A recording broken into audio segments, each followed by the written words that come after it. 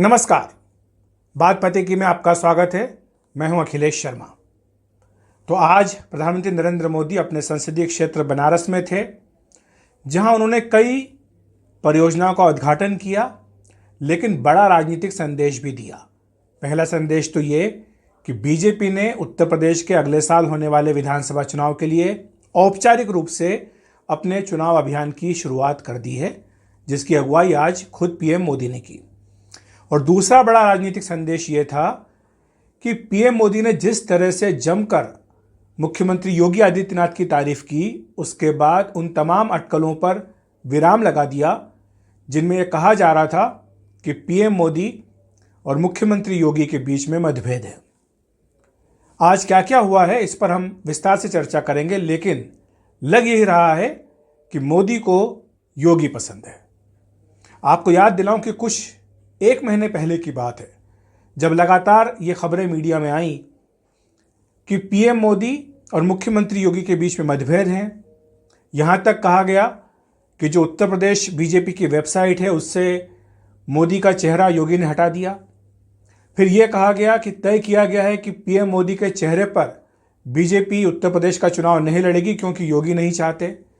फिर यह भी खबर आई कि योगी को भी पीएम मोदी हटाना चाहते हैं।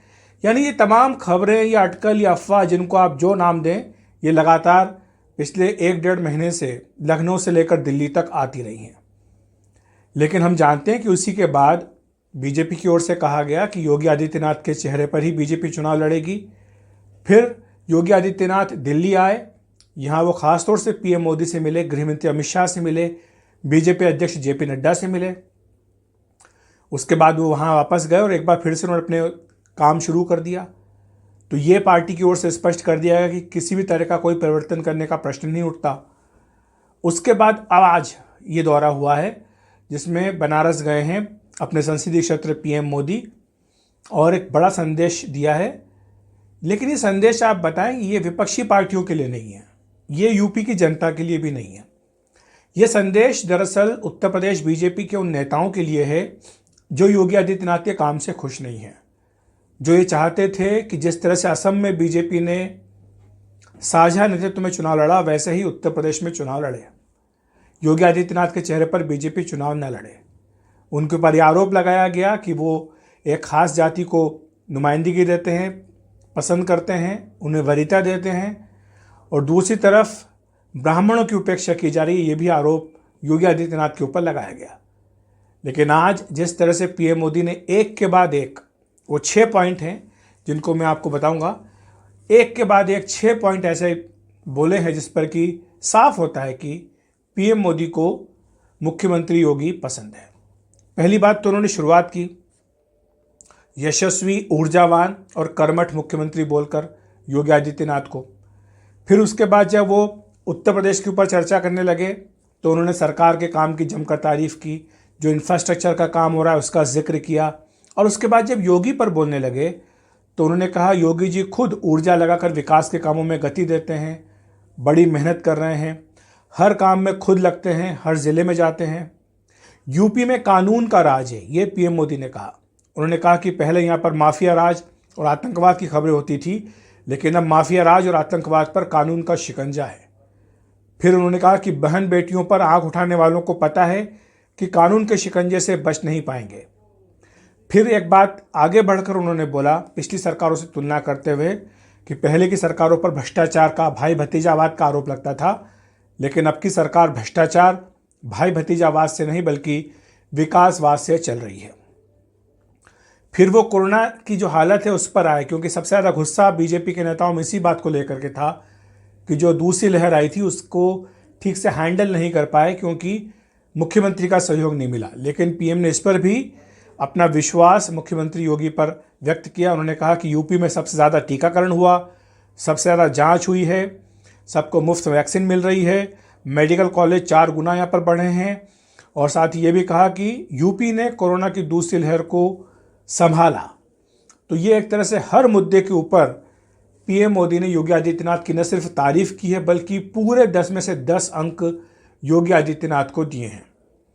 जैसा हमने कहा कि ये संदेश न जनता के लिए है, न विपक्षी पार्टियों के लिए, बल्कि उत्तर प्रदेश बीजेपी के उन नेताओं के लिए है जो योगी आदित्यनाथ के काम से खुश नहीं थे। और जाहिर सी बात है कि अब जब पीएम ने अपना पूरा हाथ योगी आदित्यनाथ के सिर पर रख दिया है तो उसके बाद अब शायद उन नेताओं को दिक्कत होगी। दूसरी तरफ हम जानते हैं कि बीजेपी जुट गई है विधानसभा चुनाव की तैयारी में। आज भी वहाँ पर लखनऊ में एक बैठक हो रही है। कल बीजेपी की राज्य कार्यकारिणी की बैठक होगी जिसमें राष्ट्रीय अध्यक्ष जेपी नड्डा मार्गदर्शन करेंगे।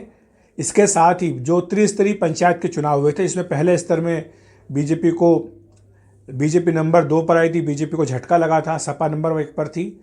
दूसरे फिर बाद में ज़िला पंचायत के अध्यक्ष के चुनाव हुए, फिर ब्लॉक प्रमुख के हुए।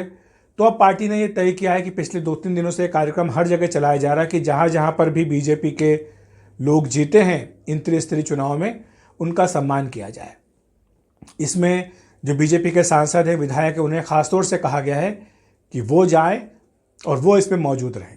बीजेपी की रणनीति दरअसल ये है कि इस बहाने कम से कम उन कार्यकर्ताओं को घर से निकाला जाए जो कोरोना के बाद से घर में बैठे हुए हैं बीजेपी से नाराज़ होकर।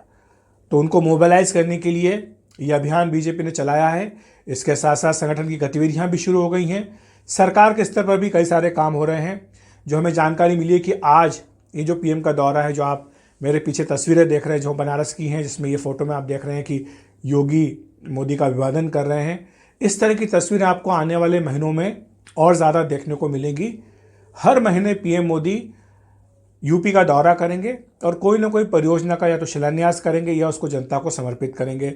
जेवर एयरपोर्ट जो अंतर्राष्ट्रीय एयरपोर्ट बनने जा रहा है, उसकी भी फाउंडेशन स्टोन बताया जा रहा है कि अगले महीने पीएम रख सकते हैं। तो उसके लिए एक बार फिर से उनका दौरा रहेगा। तो हर महीने चाहे पीएम मोदी हो, चाहे बीजेपी अध्यक्ष जेपी नड्डा हो या फिर गृह मंत्री अमित शाह हो, उनका यूपी दौरा रहेगा। लेकिन आज जो बनारस में हुआ, ये योगी आदित्यनाथ के लिए बहुत बड़ी राहत है, क्योंकि जो पार्टी में उनके अपने विरोधी हैं उनके लिए एक बड़ा संदेश, कड़ा संदेश पीएम की ओर से दे दिया गया है। और निश्चित तौर पर अब योगी आदित्यनाथ पूरा मन लगा करके चुनाव में जुट जाएंगे, ये कम से कम बीजेपी को उम्मीद है। बात पते की में इतना ही। देखते रहिए NDTV इंडिया।